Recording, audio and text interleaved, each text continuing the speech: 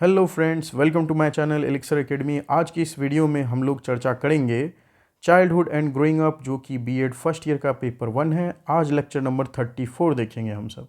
हमारा आज का टॉपिक है friends, ways to minimize forgetting, यानी कि अपने भूलने की जो हमारी ये आदत है इसे कम कैसे किया जाए। पिछली वीडियोज़ में हमने फॉरगेटिंग का कैरेक्टरिस्टिक्स देखा, फिर उसके बाद हमने ये भी देखा कि फॉरगेटिंग के कॉजेज़ क्या क्या हैं, क्या क्या कारण है। आज हम सब देखेंगे कि अपने फॉरगेटिंग की जो कारण है उसको कम कैसे किया जाए, फॉरगेटिंग भूलने की आदत को मिनिमाइज कैसे किया जाए। So question here, what strategies can be use to minimize forgetting. Forgetting को कम करने के लिए क्या क्या तरीके अपनाए जा सकते हैं। To minimize forgetting and improve retention, you can employ several strategies. Here are some effective techniques. तो अपनी forgetting को कम करने के लिए और अपनी मेमोरी को शार्प करने के लिए आप कुछ तरीके अपना सकते हो। चलिए देखते हैं क्या क्या वो तरीके हैं। पहला टेक्निक है spaced repetition. Instead of cramming information in a single session, spread out your study or review session over time.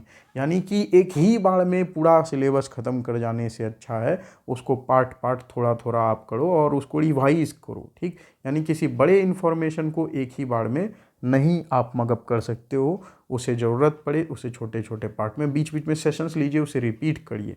ठीक, this technique helps reinforce memories by reviewing material at increasing intervals। यानी कि इस technique का use करके आप अपनी memory को और इम्प्रूव कर पाओगे। जो आपको इन्फॉर्मेशन, जो मटेरियल आपको ग्रास्प करना है अपने मेमोरी में, उसे आप बार बार देखो और थोड़ा ज़्यादा समय दे करके उसे देखो।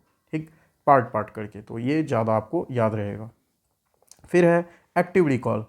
Engage in active recall by attempting to retrieve information from memory instead of passively reviewing it। यानी कि जब आप कोई इन्फॉर्मेशन को रिकॉल करना चाहते हो तो पूरे अटेंशन के साथ, पूरे अच्छे से ध्यान लगा करके उस चीज़ को रिकॉल करने का प्रयास करिए। ठीक, use techniques like flash cards, summarizing concepts in your own words, or teaching someone else to reinforce your understanding and retention। तो आप कैसे और अपनी मेमोरी को डेवलप कर सकते हो। कोई इन्फॉर्मेशन को अगर आपने अपने माइंड में लिया है तो उसे याद रखने के लिए आप फ्लैश कार्ड्स टेक्निक यूज़ कर सकते हो, या तो अपने लैंग्वेज में आप समराइज़ कर सकते हो अपनी सीखी हुई बातों को, या तो आप किसी और को वही ज्ञान दे सकते हो जो आपने सीखा है। इसके द्वारा भी क्या होती है, अपनी अंडरस्टैंडिंग और ज़्यादा रीइंफोर्स होती है और स्ट्रांग होती है और मेमोरी रिटेंशन ज़्यादा बढ़ता है। नेक्स्ट है इंटरलीव्ड प्रैक्टिस। इंटरलीव्ड प्रैक्टिस क्या है? Instead of focusing on a single topic और skill during a study session, alternate between different subjects और टॉपिक्स। यानी कि कोई एक ही चीज़ को लंबे टाइम तक कोई एक ही सब्जेक्ट को पढ़ने से अच्छा है थोड़ा देर आप एक सब्जेक्ट को पढ़ो, फिर गैप लो, आप सब्जेक्ट चेंज करो, टॉपिक चेंज करो। तो इससे भी क्या होता है, ध्यान रहता है, ध्यान अच्छे से फोकस होता है जब चीज़ें चेंज होती है, तो इससे हमारा मेमोरी अच्छा होता है, फॉरगेटिंग कम होती है। So this method enhances long term retention by promoting the ability to discriminate between concepts and applying knowledge flexibly। तो इस मेथड का भी यूज़ करके हम अपनी मेमोरी को लॉन्ग टर्म के लिए बूस्ट कर सकते हैं, क्योंकि इसमें हमें ध्यान ये रहता है कि हमने अलग अलग चीज़ों को लर्न किया है और इसकी वजह से ज़्यादा समय तक याद रह पाता है। नेक्स्ट है elaboration. Relate new information to what you already know by making connections and associations. तो जिस नए इन्फॉर्मेशन को आपने सीखा, प्रयास करिए कि आप उसे अपने पहले की द्वारा सीखी गई इन्फॉर्मेशन के साथ कनेक्ट करिए, एसोसिएट करिए, ताकि और बेहतर मीनिंग निकल सके।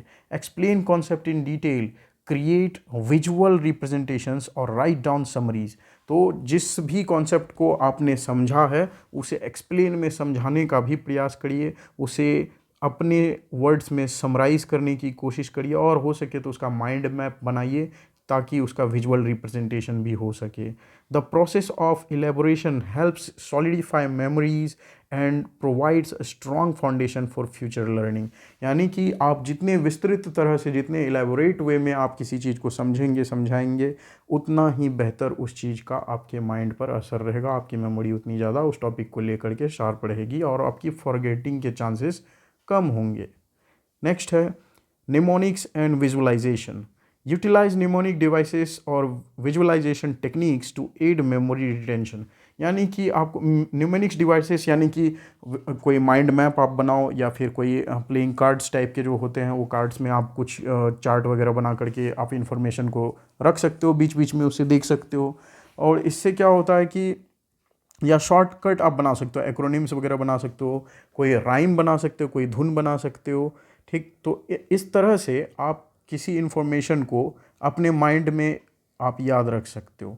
सो visualisation entails creating mental pictures और diagrams to enhance recall। तो विजुअलाइजेशन के प्रोसेस में आप कोई मेंटल पिक्चर बनाते हो किसी इन्फॉर्मेशन को लेकर के, फाइनली समझ में क्या आया उसकी एक अगर आपके माइंड में एक छवि बन जाती है तो आप उस इन्फॉर्मेशन को लंबे समय तक याद रख पाते हो। नेक्स्ट है teach and share. Teaching others is an effective way to reinforce your own learning. ये बहुत ही इम्पॉर्टेंट बात है कि अगर आप जो चीज़ सीखे हुए हो उसे आप अगर और ज़्यादा री इन्फोर्स करना चाहते हो, अपने माइंड में और रखना चाहते हो, तो उस चीज़ को ज़्यादा से ज़्यादा टीच करिए, ज़्यादा से ज़्यादा शेयर करिए। एक्सप्लेनिंग कॉन्सेप्ट्स और teaching someone else helps consolidate knowledge and identify gaps in your understanding. तो अगर आप किसी को कुछ समझाते हो, जब टीच कर रहे हो तो कोई कॉन्सेप्ट, तो उस समय आप उसे और ज़्यादा बारीकी से जान पाते हो उस कॉन्सेप्ट को। आपकी अगर कुछ कमी है उस टॉपिक को लेकर के तो आपको अपनी खुद की कमी खुद दिखने लग जाती है और आप इसे फिर से सुधार कर सकते हो, इंक्रीज कर सकते हो, और इससे भी फॉरगेटफुलनेस कम होता है। नेक्स्ट है mindful learning. Maintain focus and attention while studying और लर्निंग न्यू इन्फॉर्मेशन।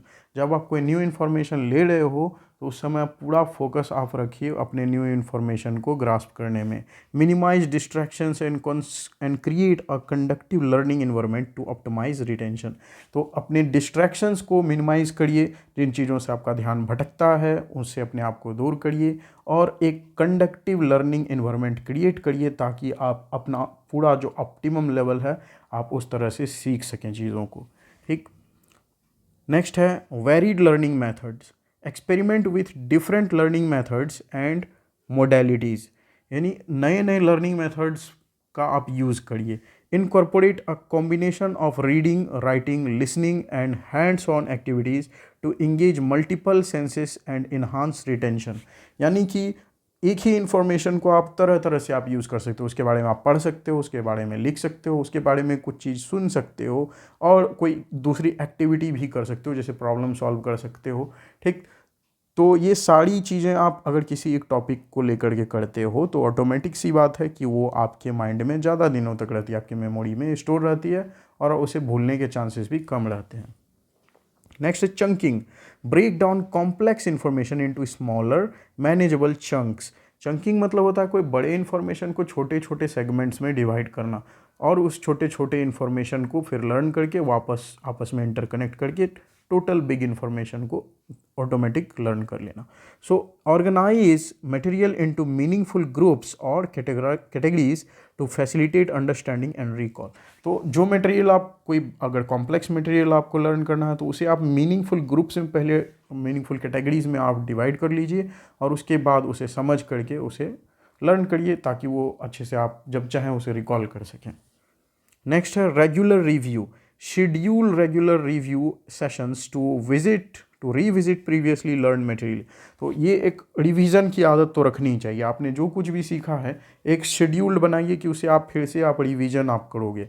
तो this process strengthens neural connections and prevents the DK of memories over time. तो बार बार रिवीजन करने से न्यूरल कनेक्शंस ज़्यादा बनते हैं, उस टॉपिक से आपकी जुड़ी यादें बार बार रिवाइज होती रहती है और इसकी वजह से उसके भूलने का चांसेस भी कम रहता है। समय के साथ साथ भूलने का चांस बहुत कम रहता है।